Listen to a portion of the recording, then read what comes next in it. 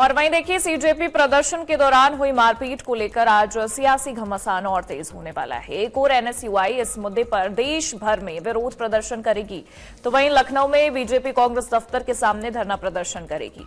दोपहर से शुरू होने वाले इस प्रदर्शन में बड़ी संख्या में बीजेपी नेता और कार्यकर्ता शामिल होंगे।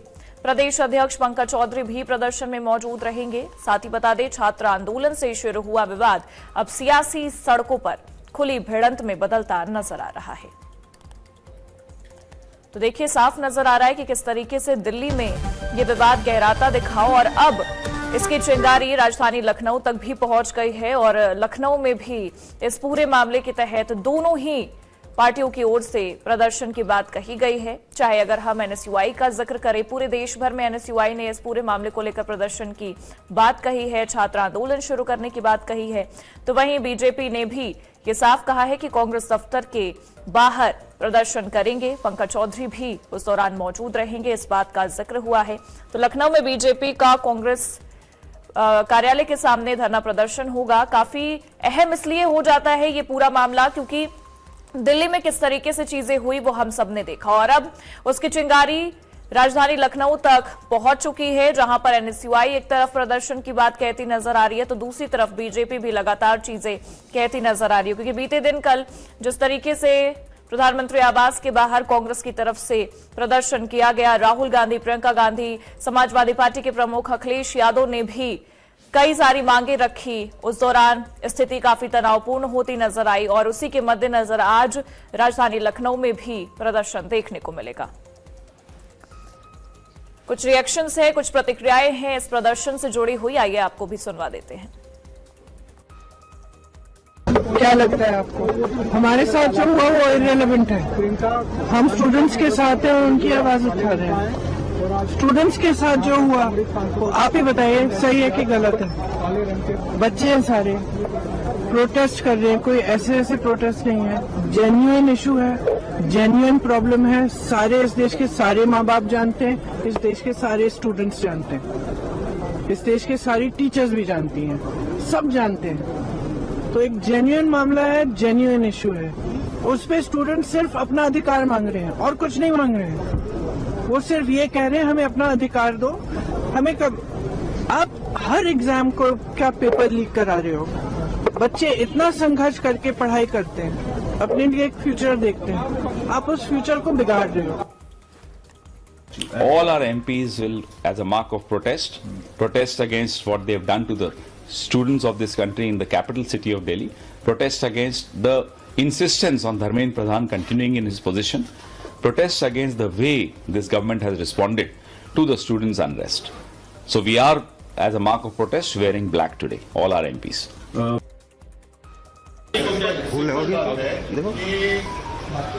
अगर कोई भी आंदोलन करता है तो सरकार तो उनके साथ जाकर बात करें, उनकी वो क्या कहना चाहते हैं। अगर उनकी कुछ गलतफहमी होगी तो गलतफहमी दूर करना सरकार का कर्तव्य होता है और इस सरकार ने वो नहीं किया। अगर पहले दिन इनके साथ बात करते तो बात यहाँ तक नहीं बढ़ती। सोनम जी आए थे, अभिजीत आया था, पहले भी आए थे, ऐसे नहीं कि कल पहला दिन था, पहले भी आए थे, 1 महीना हो गया शायद, उस वक्त भी यहाँ आए थे। अगर उसी वक्त नहीं लूटा इतना इन लोगों ने राम मंदिर में लूटा, गजनवी लेके मध्य एशिया में गया था, ये कहां लेके गए, आरएसएस मुख्यालय में या बीजेपी मुख्यालय में, किसी को मालूम नहीं है। महंगाई इतनी कर दी जितना किसी को पता नहीं है। यह भी कभी न भूतो न भविष्यति था। उसी प्रकार से 152 पेपर लीक हुए जो आज तक नहीं हुए, ये भी इतिहास है। और जिस प्रकार का लाठी चार्ज इन्होंने किया बच्चों के ऊपर, ऐसा अंग्रेजों भी ने भी नहीं किया था जो नरेंद्र मोदी की सरकार ने बच्चों के ऊपर किया है।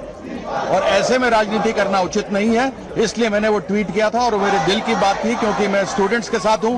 मैं खुद इतना बड़ा हो चुका हूं लेकिन अभी भी मैं अपने आप को स्टूडेंट समझता हूं। बच्चे भी तो हैं जिन्होंने रिपोर्टर्स पे अटैक किया, हमारे रिपोर्टर को पीटा, उसको रॉब भी किया, असॉल्ट भी किया। आपको लगता है वो वायलेंस ठीक था?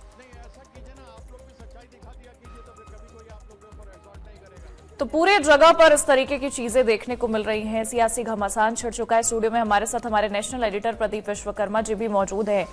प्रदीप जी, देखिए, सबसे पहले मैं आपसे इस बात को लेकर चर्चा करना चाहूंगी कि कहीं ना कहीं सब नेता, पूरा विपक्ष खड़ा है इस पूरे मुद्दे को लेकर और लगातार हंगामा देखने को मिल रहा है। बीते कल भी बहुत सारी चीजें देखने को मिली, लेकिन ममता बनर्जी की पार्टी का अगर हम जिक्र करें, उनके भी तमाम नेता हैं वहां पर ममता बनर्जी नजर नहीं आई। उनकी कोई प्रतिक्रिया इस मामले पर अभी तक दिखाई नहीं दी है। नहीं, ऐसा नहीं है प्रगति। मैं आपको बता दूं कि ममता बनर्जी लगातार आंदोलित है, लेकिन वो वेस्ट बंगाल में रहकर आंदोलन कर रही है। जी, वेस्ट बंगाल से उन्होंने सीधा मैसेज भेजा और बल्कि ये भी कहा है कि सारी पार्टियों को एकजुट हो जाना चाहिए। तो ममता बनर्जी भी है। देखिए, ये जो आंदोलन है ये पूरे देश का आंदोलन बन चुका है। आपको बता दूं, बहुत कम चैनल आपको ये बात बताएंगे, जो दर्शक देख रहे हैं आप भी समझ लीजिए कि आप देखिए, महाराष्ट्र में आंदोलन हुआ, नागपुर में आरएसएस के कार्यालय के बाहर आंदोलन हुआ, जी, प्रदर्शन हुआ, दिल्ली में प्रदर्शन लगातार चल रहा है और तमाम जगह, लखनऊ में प्रदर्शन हुआ।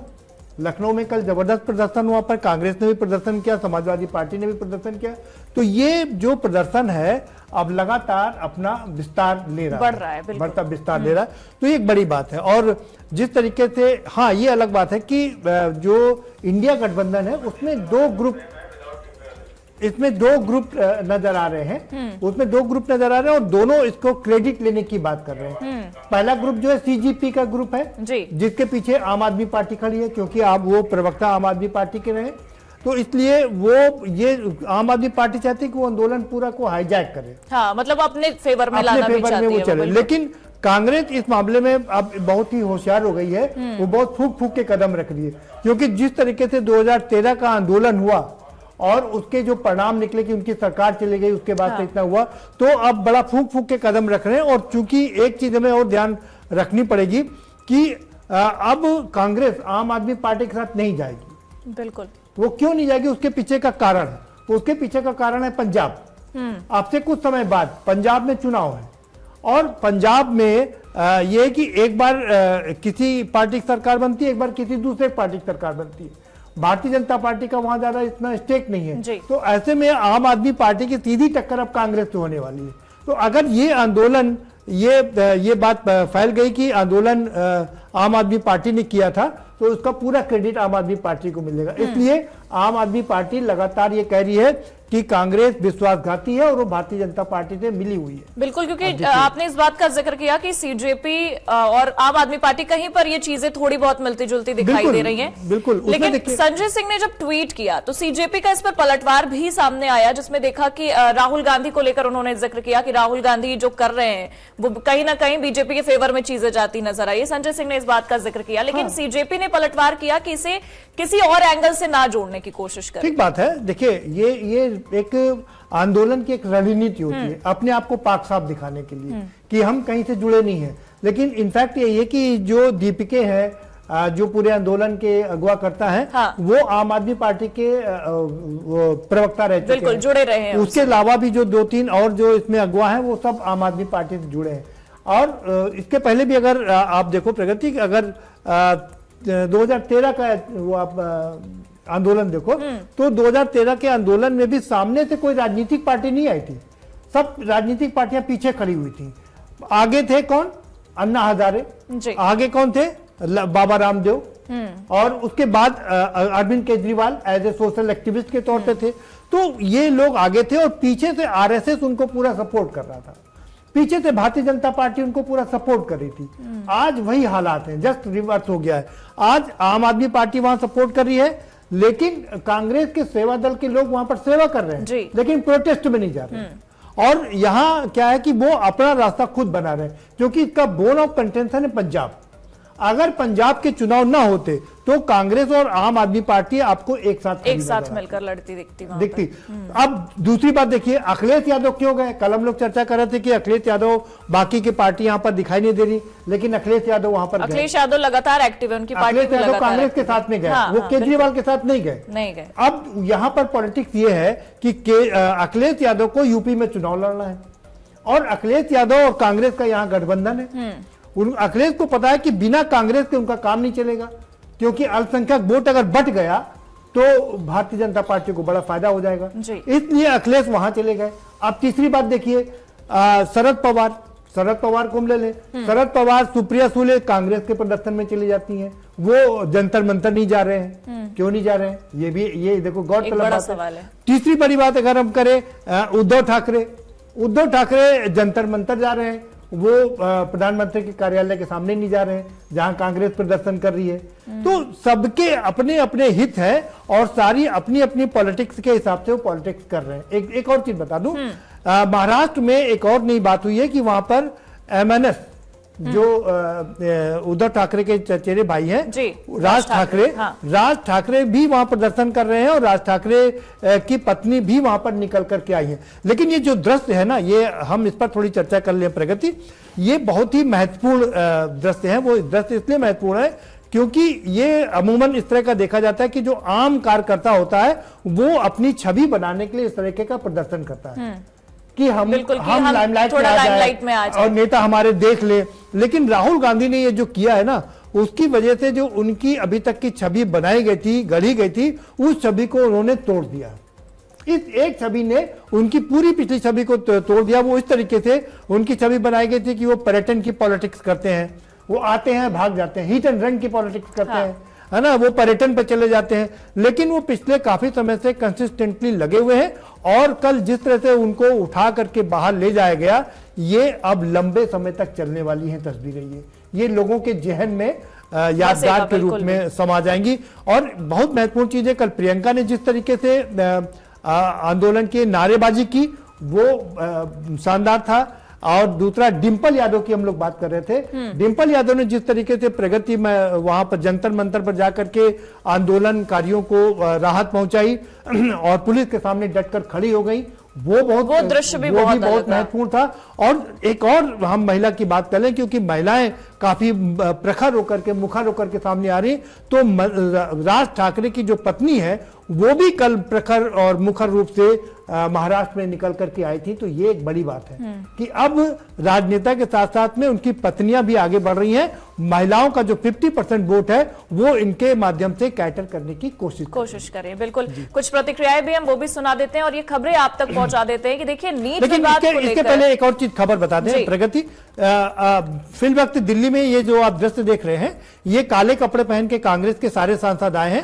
वो आज विरोध कर रहे हैं कि हम काला कपड़ा पहन करके विरोध करेंगे, अभी भी सारा विरोध कर रहे हैं। आगे 12 बजे तक दोनों पिछला आपको शुरू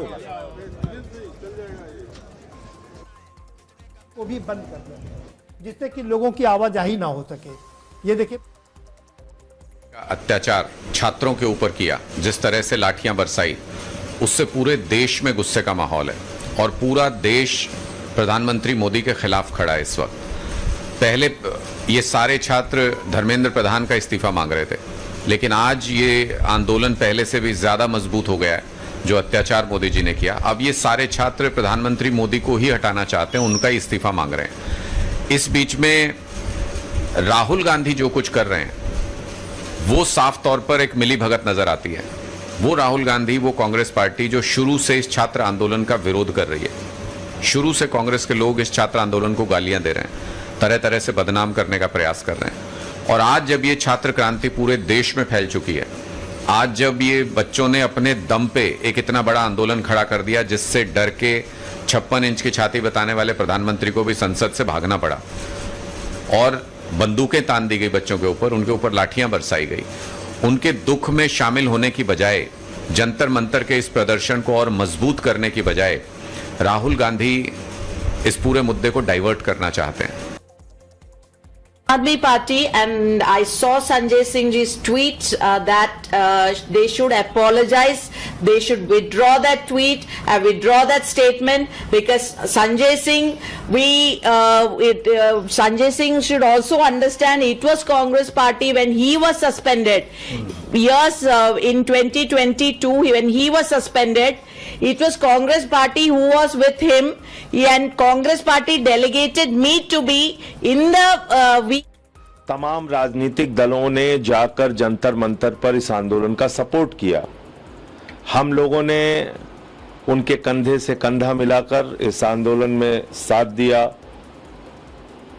वहां जब संसद मार्च का आह्वान हुआ तो संसद मार्च में उनके साथ पीछे पीछे चले, साथ साथ चले, कई जगह बैरिकेड पार करके भी गए। सारी राजनीतिक पार्टियों को और पूरे देश को इस वक्त जंतर मंतर के आंदोलन का समर्थन करना चाहिए, नौजवानों के मुद्दों का समर्थन करना चाहिए। और मुद्दा है इस वक्त पेपर लीक, पेपर लीक से परेशान नौजवान।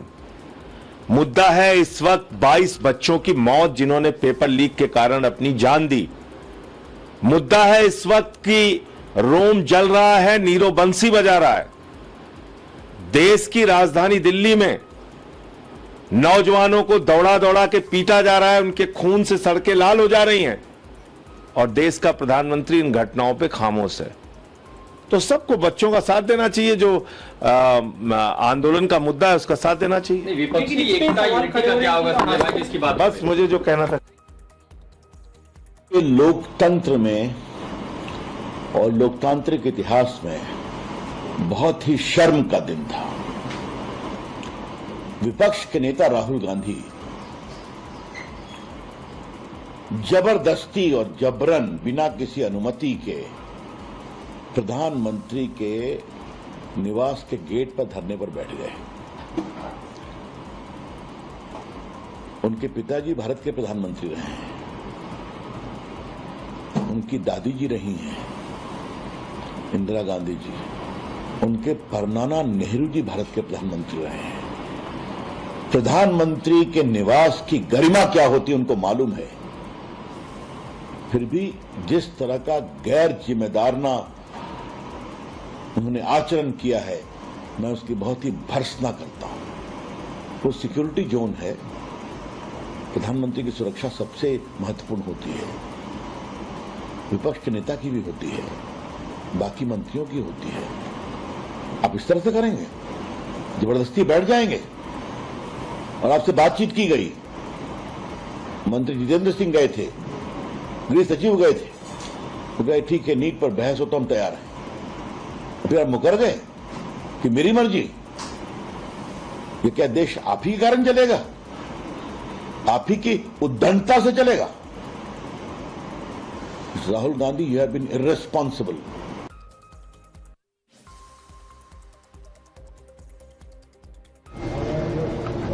इससे बड़ा तो महापाप कोई हो नहीं सकता है। और ये तो कुछ ही दिनों का है चोरी का हिसाब।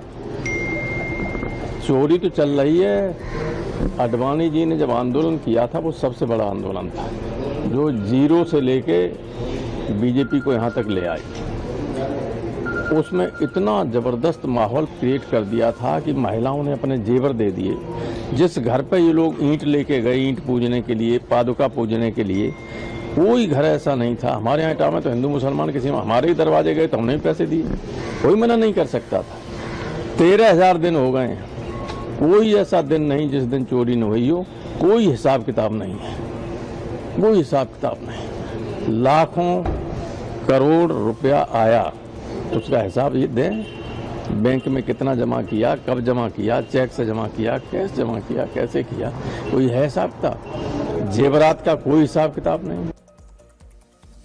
तो एक तरीके से साफ ये नजर आ रहा है कि कहीं ना कहीं विपक्ष इस मुद्दे को काफी ज्यादा गहराता दिखाई दे रहा है, और इतना भी साफ है कि आगे आने वाले समय में और भी ज्यादा ये मुद्दा गरमाएगा, क्योंकि तीसरा दिन मॉनसून सत्र का, और आपने देखा किस तरीके से एक बार फिर 12 बजे तक के लिए स्थगित कर दिया गया, क्योंकि एक ही मुद्दा इस वक्त सबसे ज्यादा चर्चा का विषय है, जिस पर लगातार विपक्ष सरकार को घेर रहा है। प्रदीप जी, मैं ये समझना चाहूंगी कि अगर हम बात कर रहे हैं लगातार विपक्ष की प्रतिक्रियाओं की, विपक्ष लगातार अपनी बातें रख रहा है और अलग अलग चीजें, संजय सिंह अगर हम आम आदमी पार्टी का जिक्र करें, वो अपनी अलग चीजें रख रहा है, कांग्रेस अलग अपनी बातें रख रही है, लेकिन सबसे बड़ी बात है कि यहां पर बीजेपी इस बात को लेकर भी ये कहती नजर आ रही है कि जो चीजें कल हुई, राहुल गांधी ने जो चीज किया वो एक गलत था, क्योंकि प्रधानमंत्री आवास के बाहर अगर आप इस तरीके से प्रदर्शन करते हैं तो सिक्योरिटी को लेकर सबसे बड़ा सवाल उठता है। ठीक बात, ये बात सच है, लेकिन हम आपकी बात का जवाब दें उससे पहले बता दें कि अभी कुछ देर पहले खड़गे की राज्यसभा के चेयरमैन से मुलाकात हुई और मामला ये था कि तय हो जाए, लेकिन तय वहां नहीं हुआ और ये कहा गया कि हम चर्चा तब करेंगे जब धर्मेंद्र प्रधान शिक्षा मंत्री इस्तीफा देंगे। हमारे सहयोगी गुलफाम अलवी भी जुड़ गए हैं दिल्ली से, एक बार उनका रुख कर लेते हैं। गुलफाम, क्या कुछ चीजें आपको नजर आ रही हैं, क्योंकि देखिए हंगामा काफी ज्यादा होता नजर आ रहा है, सीजेपी अपनी बातों पर अड़ी हुई है, स्टूडेंट लगातार अपनी बातों को लेकर अड़े हुए हैं। क्या कुछ दिख रहा है आपको इस वक्त माहौल? देखिए 3 दिन से आपको मैं बता दूं कि 1 महीने से लगातार जो बीजेपी के छात्र हैं, जो सीजेपी जनता पार्टी है, कांग्रेस जनता पार्टी, वो जंतर मंतर पर लगातार धरना प्रदर्शन कर रही थी और उनकी 3 मांगे थी कि सर्वप्रथम जो शिक्षा मंत्री है धर्मेंद्र प्रधान जी, उनका इस्तीफा हो, और दूसरा जो छात्र इसमें जिनकी मौतें हुई है उनको कंपनसेशन दिया जाए और उनको सरकारी नौकरी दी जाए। इसी तरीके की 3 मांगे लेकर जंतर मंतर पर लगातार प्रदर्शन किया जा रहा था, लेकिन सरकार का लचीला रवैया नहीं नजर आया और पूरे 1 माह बीत जाने के बाद जैसे ही मानसून सत्र शुरू होने का टाइम था, तब तक भी सरकार उनसे संपर्क नहीं करती है, जिसके बाद धीरे धीरे सीजेपी को न केवल दिल्ली की पूर्व सरकार यानी कि दिल्ली के पूर्व मुख्यमंत्री अरविंद केजरीवाल का समर्थन मिलता है, बल्कि पूरे भारत के राजनीतिक दल जो विपक्ष। बिल्कुल ठीक कहा आपने। आप नजरें बनाकर रखेगा, बहुत बहुत शुक्रिया आपका। तो एक तरीके से प्रदीप जी, एक सवाल लेना था कि वो उन्होंने वर्तमान स्थिति बताई नहीं, वर्तमान स्थिति को लेकर इतिहास बता करके चले गए। गुरफाम, अगर फिर से हम लोग जोड़े तो उनसे वर्तमान की बात जरूर करेंगे। जी बिल्कुल, हम लोग अपने उस पे आते हैं प्रगति तो मामला है कि अब ये ठन गया है और ये तय हो गया है कि ये संसद का सत्र भी इस बार ऐसे ही जाएगा और ये चल नहीं पाएगा, क्योंकि तीसरा दिन है, 12 बजे तक स्थगित हो गई है और मुझे नहीं लगता कि 12 बजे के बाद में भी कोई गतिरोध खत्म होगा, ये चलता ही रहेगा, दिन भर ऐसे ही चलेगा। आज मामला यही है ना कि अब विपक्ष अड़ गया है कि पहले इस्तीफा दें, धर्मेंद्र प्रधान इस्तीफा दे, बल्कि राहुल गांधी ने तो एक कदम और करके बढ़ा करके कह दिया कि गृह मंत्री इस्तीफा दे। और अगर मुझे तो लगता है कि अगर प्रधान जी का इस्तीफा हो गया, शिक्षा मंत्री का, तो राहुल गांधी कभी कह देंगे कि नहीं भाई पहले प्रधानमंत्री का इस्तीफा। तो ये कहीं रुकने वाला नहीं, कहीं ठहरने वाला नहीं है, ये आगे बढ़ता रहेगा और ये इसी तरह से चलता रहेगा। लेकिन इस बात में कोई शक नहीं है कि पेपर लीक एक बड़ा मामला है और 150 से ज्यादा बार पेपर लीक हुआ है। बच्चे दुखी हैं, नाराज हैं, परेशान हैं, लेकिन राजनीति भी अथाह है। बिल्कुल राजनीति हो रही है, इसमें कोई शक नहीं है। क्योंकि और दूसरी बड़ी बात प्रगति, जो हम लोग लगातार बात करते हैं, राजनीतिक पार्टियां हैं तो राजनीति करेंगी ही, वो रामधुन गाने के लिए यहाँ पर नहीं आई है, तो इसलिए वो राजनीति पार्टियां हैं, राजनीति कर रही हैं। और हमने आपको पूरा समझाया कि कैसे आम आदमी पार्टी और कांग्रेस आमने सामने आ गई है। क्योंकि दोनों को पंजाब दिखाई दे रहा है। पंजाब का इलेक्शन ना होता तो आप जैसे ममता बनर्जी अब बंगाल का चुनाव हार चुकी है, उनकी पार्टी के टुकड़े टुकड़े हो चुके हैं, तो अब वो विपक्ष के यूनिटी की बात कर रही है, इंडिया गठबंधन के यूनिटी की बात कर रही है। लेकिन वही विधानसभा चुनाव के पहले तक कह रही थी नहीं, इंडिया गठबंधन में को तोड़ने में उनका अहम किरदार था। आप समझो कि जब नीतीश कुमार अपनी पार्टी भारतीय जनता पार्टी से नाता तोड़ के आरजेडी के पास आ गए, आरजेडी की सरकार बनवा दी और उसके बाद में उनको कहा गया कि वो हमें संयोजक बना दीजिए, उनको संयोजक नहीं बनाया। और यही 2 शख्स थे, अरविंद केजरीवाल और ममता बनर्जी, इन लोगों ने विरोध किया और नीतीश को संयोजक नहीं बनाया। अगर इंडिया गठबंधन ने नीतीश कुमार को संयोजक बनाया होता तो भारतीय जनता पार्टी 240 नहीं, भारतीय जनता पार्टी 220-210 के आसपास रहती और सरकार न बना पाती। तो आज ये जो केजरीवाल का हर्ष हो रहा है, आज जो ममता बनर्जी का हर्ष हुआ, ये उनके अपने कारणों की वजह से हुआ। बिल्कुल, क्योंकि उस समय चीजें बहुत ज्यादा अलग कर दी थी उन्होंने और इसी वजह से आज ये स्थिति बनी। तो अब आम आदमी पार्टी को लग रहा है कि दिल्ली में उनकी सरकार चली गई है, इकलौता पंजाब बचा है। अब पंजाब में भी अगर उनकी सरकार चली जाएगी तो क्या करेंगे? कुछ नहीं। जो संसाधन है उनके पास में, वो संसाधन रहित हो जाएंगे। अब अगर उनको चार्टर्ड प्लेन में जाना होगा तो किसके चार्टर्ड प्लेन में जाएंगे, क्योंकि सरकार नहीं रहेगी। लेकिन ये मामला आम आदमी पार्टी का और कांग्रेस का यहाँ रुकने वाला नहीं है, ये आगे बढ़ता ही रहेगा। देखिए संजय सिंह भी आरोप लगा रहे हैं, ढड्डा भी आरोप लगा रहे हैं कि कांग्रेस को सीजीपी का समर्थन करना चाहिए, जंतर मंतर जाना चाहिए, उनको करना चाहिए। क्योंकि सवाल ये उठा था कि आखिरकार राहुल गांधी जंतर मंतर पर क्यों नहीं पहुंचे। लगातार ये सवाल उठा और फिर कल अलग तस्वीरें दिखाई दी। उसका मैंने कारण आपको बताया ना, उसका असली कारण है पंजाब। बिल्कुल, क्योंकि आम आदमी पार्टी चाहती है कि ये पूरा आंदोलन का क्रेडिट उसके नाम से जाए, लेकिन कांग्रेस इसको किसी भी कीमत पर हाईजैक नहीं होना देना चाहती। कांग्रेस अपने अलग राह पे है। इसीलिए कल जब खड़गे की और राहुल गांधी की मुलाकात हुई तो वहीं तय हो गया कि हम अलग से प्रदर्शन करेंगे, और अलग से प्रदर्शन उन्होंने किया और जाकर के बड़ा प्रदर्शन किया, जाकर के प्रधानमंत्री के निवास के पास प्रदर्शन किया, जिसने सभी की आइज को कैच किया, अट्रैक्ट किया। जी बिल्कुल। इसी बीच देखिए बड़ी खबर है जो हम दर्शकों तक पहुंचा दें कि 12 बजे जो अभी ये कार्यवाही होगी लोकसभा की, तो संभावनाएं हैं कि पेपर लीक पर चर्चा हो सकती है, क्योंकि लोकसभा स्पीकर से मिलने पहुंच गए हैं किरेन रिजिजू, और अब ये संभावनाएं हैं कि 12 बजे पेपर लीक पर चर्चा हो सकती है, क्योंकि माहौल काफी तनावपूर्ण हो चुका है और जरूरी भी है चर्चा हो। आपको ये भी जानकारी दे दें कि पीयूष गोयल और जेपी नड्डा की भी बैठक है, तो बातचीत चारों तरफ से चल रही है और नितिन नवीन भी इस बैठक में शामिल हैं, तो साफ बात है कि चारों तरफ से बातचीत चल रही है। प्रगति और खबर बता दें, इस बार और खबर बता दें कि इस बीच शरद पवार ने प्रधानमंत्री नरेंद्र मोदी से मुलाकात किया है। ये मुलाकात भी काफी है, आप देखिए बहुत महत्वपूर्ण है, क्योंकि कल वो राहुल गांधी के धरने में थे, सुप्रिया सुले भी थी, आज वो प्रधानमंत्री नरेंद्र मोदी से मुलाकात कर रहे हैं। और खबरें कई हैं, खबरें कुछ इस तरीके से भी शरद पवार हो सकता है कि एनडीए ज्वाइन कर ले, यहां तक की खबरें, इस बात की भी एनडीए ज्वाइन कर लेंगे, और क्योंकि उनको अपनी बेटी को केंद्र का मंत्री बनवाना है, सुप्रिया सुले को उनको केंद्र का मंत्री बनवाना है, इसलिए वो हो सकता है एनडीए ज्वाइन कर ले। खबर ये, दूसरी खबर ये कि वो हो सकता है अपनी पार्टी को कांग्रेस में मर्ज कर दे और उसको अपनी बेटी को वहां से कोई बड़ा ओहदा वहां पर दिलवा दे। तो कुल मिलाकर के मामला चल रहा है और डायसी है। शरद पवार इस मामले में बहुत ही स्मार्ट आदमी है, वो सारे पत्ते अपने खोलते नहीं है और सारे विंडो ओपन रखते हैं। वो कुछ भी हो सकता है, वो प्रधानमंत्री नरेंद्र मोदी के साथ भी वो उनका पता नहीं चलेगा कि आपको वो एकदम लास्ट में अपना एक का इस्तेमाल करते हैं, अपना एक का इस्तेमाल करेंगे। तो ये है तो देखिए हलचल तेज है और बातचीत को लेकर संभावनाएं निकलकर सामने आ रही हैं कि बातचीत हो सकती है नीट पेपर लीक को लेकर, क्योंकि देखिए विवाद काफी ज्यादा गहरा चुका है प्रदीप जी। और सबसे बड़ी बात यह है कि जिस तरीके से बीते दिनों पूरा हंगामा हुआ, संसद तक आने की स्टूडेंट्स ने कोशिश की, वो एक अलग चीजें थी। हालांकि कल जो तस्वीरें निकलकर सामने आई वो एक अलग राजनीति नजर आई, जहां अगर हम आम आदमी पार्टी का जिक्र करें, कांग्रेस का, लेकिन हमें उन तस्वीरों को भी नहीं भूलना होगा जब युवा सड़कों पर इकट्ठा हो चुके थे। तो ये एक अलग चुनौती सरकार के सामने है कि अगर आप इन मुद्दों पर चर्चा नहीं करेंगे तो स्थिति काफी चीजें बदल सकती है, न केवल दिल्ली में बल्कि और जगहों पर भी। देखिए मुश्किल है इस समय, इस बात में कोई शक नहीं है, क्योंकि एक बड़ा मुद्दा विपक्ष के हाथ में लग चुका है और विपक्ष उसको पूरी तरीके से भुनाने में लगा हुआ है और काफी हद तक उसमें कामयाब हो गया है। क्योंकि जिस तरीके से 22 लोगों ने आत्महत्या, 22 छात्रों ने आत्महत्या किया, उसके पहले तमाम पेपर लीक हुए, एक बड़ा मुद्दा मिला। क्योंकि इसमें सबसे बड़ी बात देखो प्रगति है, इसमें किसी प्रकार की जाति का भेद नहीं है, क्योंकि युवा सभी वर्ग में है, चाहे वो सवर्ण हो, चाहे वो बैकवर्ड हो, चाहे वो दलित हो या चाहे अल्पसंख्यक हो, सभी के घर में युवा है।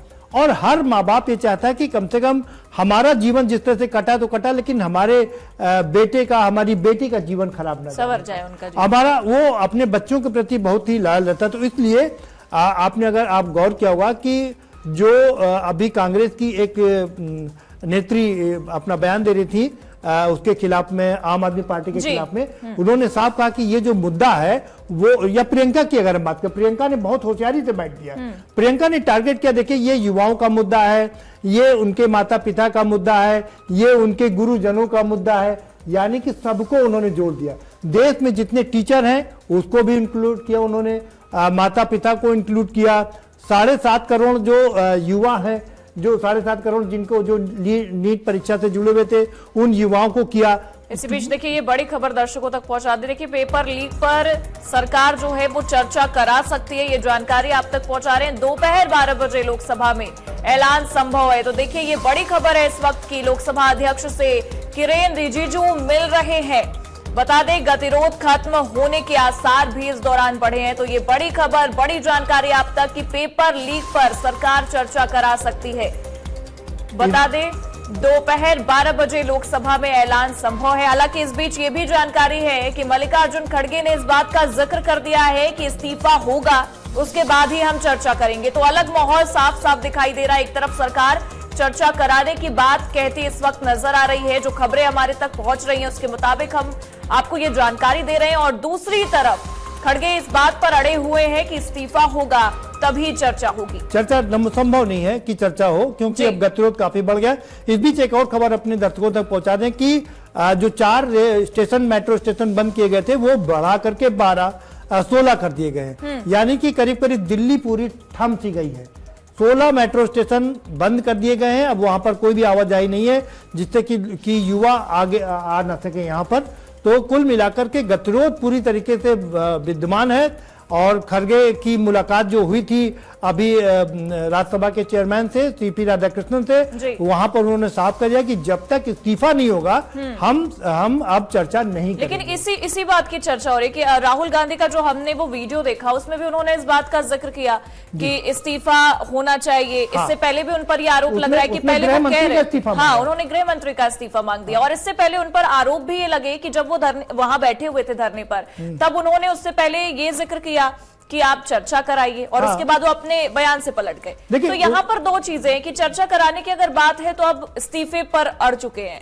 इसमें कोई शक नहीं है क्योंकि उनको मालूम है कि अब सरकार फंस चुकी है। हाँ, वो चर्चा कराएगी अब चर्चा कराएंगे, और अब चर्चा करा लेंगे तो फिर मामला सारा खत्म हो जाएगा। तो वो, और ये उस मुद्दे को समाप्त करना नहीं चाहते हैं क्योंकि देश में जो माहौल बन गया है, देश में जो माहौल बन रहा है, उसको वो किसी भी कीमत पर हटाना नहीं चाह रहे हैं। तो इसलिए ये अभी गतिरोध चालू रहेगा। हमें नहीं लगता कि 12 बजे भी इस पर कोई, क्योंकि विपक्ष इस बात पर मानने को तैयार नहीं होगा जहां तक चीजें समझ में आ रही हैं। और इतनी आसानी से, क्योंकि अभी तक चर्चा एक बड़ा मुद्दा था जिसे लेकर सदन के बाहर, सदन के अंदर हर जगह पर हंगामा देखने को मिला।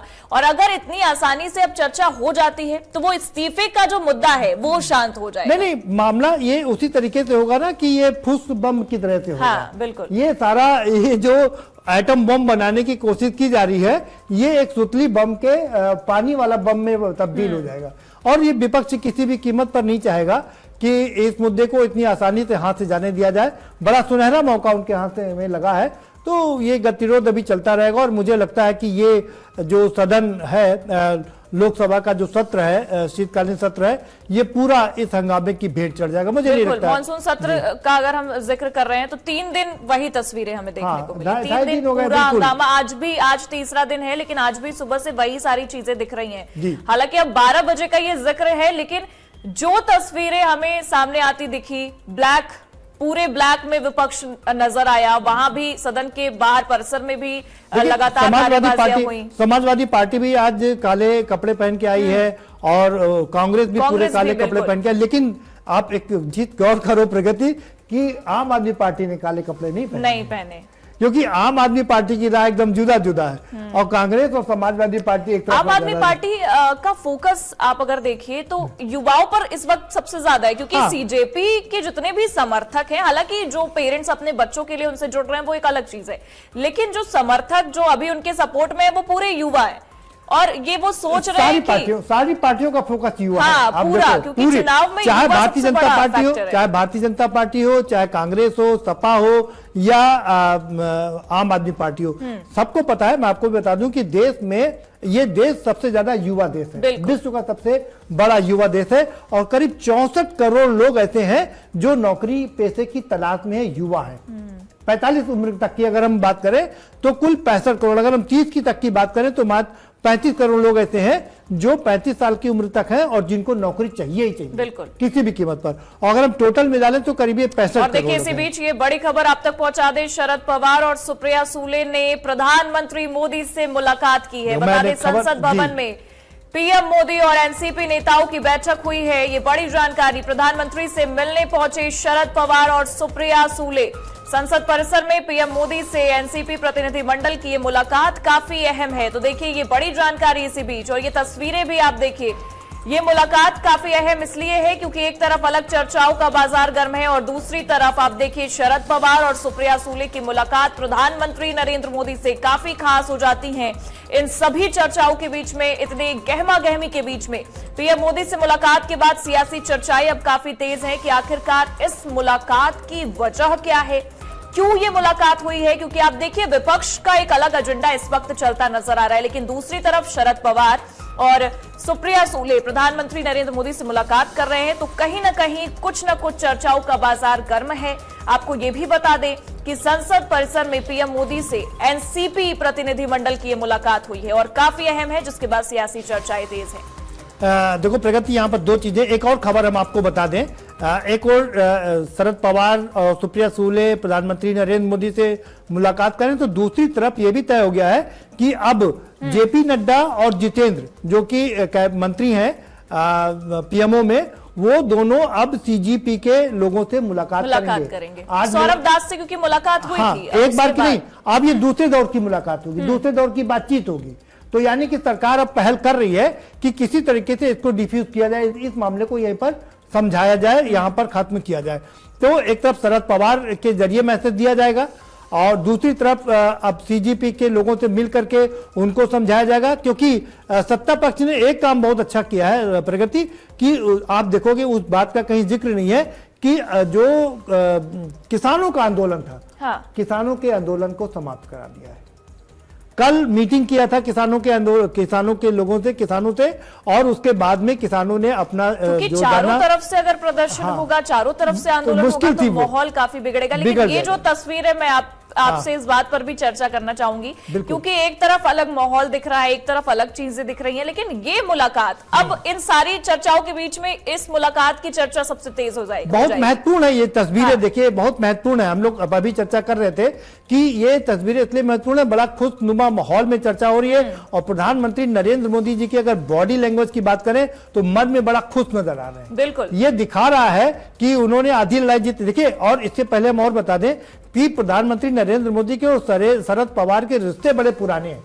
शरद पवार प्रधानमंत्री के गुरु रहे जी। आप सोचो, मतलब जब प्रधानमंत्री नरेंद्र मोदी प्रधानमंत्री नहीं बने थे, वो मुख्यमंत्री थे गुजरात के, और तब वो अपने सारे काम दिल्ली से जब करवाना होता था तो शरद पवार को पकड़ते थे। ये रिश्ते हैं दोनों में, तो दोनों हमेशा एक दूसरे के साथ में। ये अलग बात है कि प्रधानमंत्री नरेंद्र मोदी ने उनकी पार्टी में तोड़-फोड़ करवा दिया, अलग बात है कि राजनीतिक उठापटक चल रही है, लेकिन अभी भी रिश्ते कहीं खराब नहीं हुए हैं, क्योंकि अब शरद पवार को ये चीज लग रही है कि उनको अपनी बेटी को एस्टेब्लिश करना है। अगर उनकी बेटी केंद्र में कैबिनेट मंत्री बन जाती है अगले 3 साल के लिए, तो उनके लिए एक अच्छा होगा, मुझे लगता है। तो इस बात पे चर्चा काफी लंबे समय से चल रही थी, हो सकता है, और इस तरह से क्या होगा, शरद पवार अपनी पार्टी बचाने में कामयाब हो जाएंगे।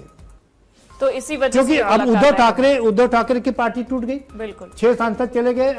पहले पार्टी एक बार टूटी, एकनाथ शिंदे के रूप में विधायक सारे चले गए, फिर दोबारा टूटी, 6 सांसद चले गए। लेकिन शरद पवार की पार्टी एक बार विधायकों के रूप में टूट चुकी है, तो दूसरी टूट होने से वो बचा रहे हैं।